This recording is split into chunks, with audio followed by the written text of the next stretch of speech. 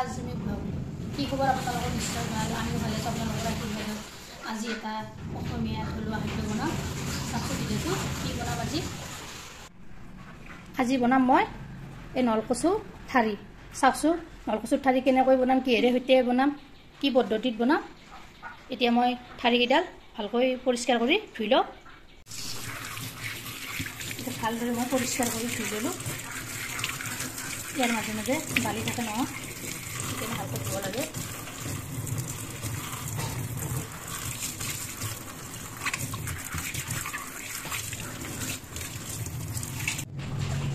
এইফালে মই কেৰাহী এটা গৰম হ'বলৈ দিছোঁ তাৰপিছত কচুখিনি কাটি মই ইয়াত কুকাৰত বইল হ'বলৈ দিম দুটা বা তিনিটা চিটি আহিবলৈ দি ঢাকনিখন মাৰি দিলোঁ এইফালে মোৰ তেলখিনিও গৰম হৈছে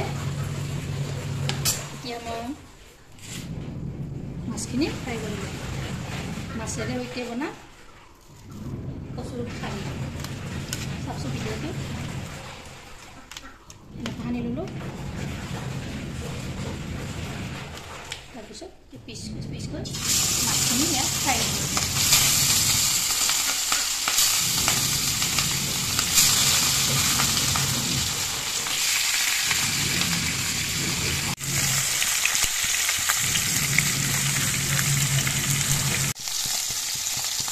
মাছখিনি ফ্ৰাই হৈ গ'ল বাচনখিনি নমাই ল'লোঁ বেছি ফ্ৰাই হ'বলৈ দিয়া নাই অলপ অলপ কৰিছোঁ বেছি ফ্ৰাই হ'বলৈ দিলে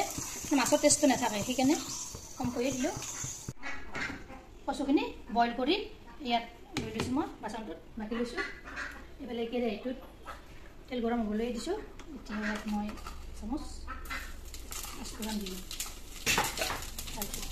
গেছখিনি ইয়াত দি দিলোঁ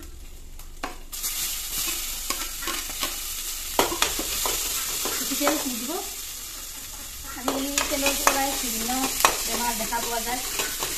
ফেটি লিভাৰ ৱেট লছ পাৰাৰ পশ্চিমে আপোনালোকে কম তেলত বনাব আঞ্জাবিলাক আদা নহৰু পেষ্টটো দি দিলোঁ ইয়াত তাৰপিছত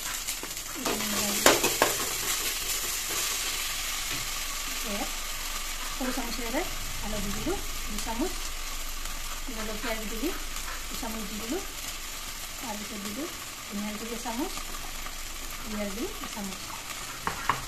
এইখিনি এনেকৈ অলপ চেটিং হ'বলৈ দিলোঁ তাৰপিছত এতিয়া কচুখিনি ইয়াত দিলোঁ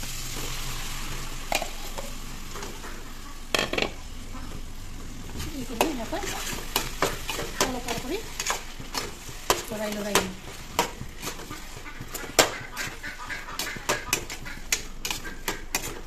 এনেকৈ দিলোঁ তাৰপিছত মাছখিনি ইয়াত নিমখ দি দিলোঁ সৰু চামুচেৰে 2 চামুচ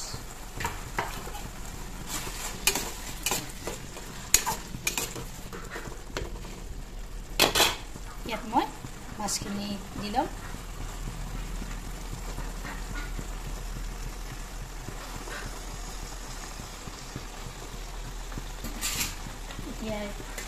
এখন ইয়াত ঢাকনি মাৰি দিম আৰু গেছৰ জুইটো একদম আপোনালোকে 0 ফ্লেমত দি ল'ব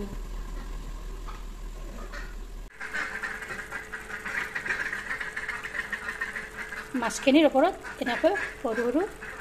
বিলাহীকেইটাও একেলগে দি দিলোঁ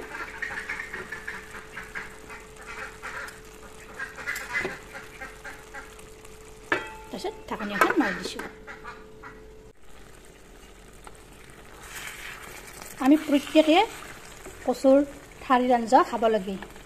ই বিৰাট উপকাৰী এবিধ পাচলি এই শাকত এ ভিটামিন পোৱা যায় বি ভিটামিন পোৱা যায় কেলছিয়াম পোৱা যায় লৌহ পোৱা যায়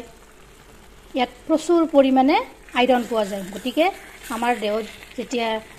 তেজৰ ক্ষমতা নাইকিয়া হৈ যাব তেতিয়া কচুৰ ঠাৰি খাব লাগে বিশেষকৈ ক'লা কচুৰ ঠাৰি খাব লাগে ইয়াত প্ৰচুৰ পৰিমাণে আইৰণ পোৱা যায় আমাৰ দেহত যেতিয়া হিমোগ্লোবিন কমি যাব তেতিয়া ডাক্তৰেও পৰামৰ্শ দিয়ে এই কচুৰ ঠাৰি খাবলৈ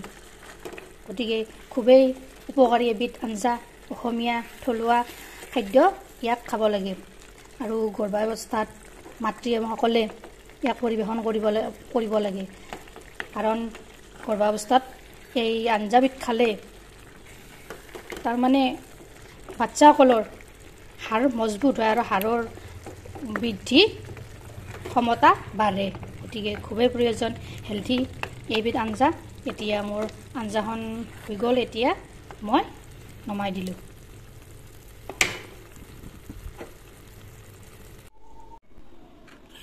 ইয়াত মই সাৰ্ভ কৰি ললোঁ চাওকচোন বিলাহী কচু আৰু মাছ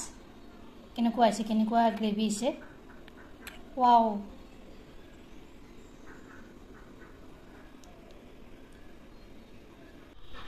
ভিডিঅ'টো ভাল লাগিলে লাইক কৰিব শ্বেয়াৰ কৰিব কমেণ্ট কৰিব আৰু মোৰ চেনেল যদি নতুনকৈ আছে চেনেলটো ছাবস্ক্ৰাইব কৰিব লগতে ফেচবুক পেজতো ফ'ল' কৰিব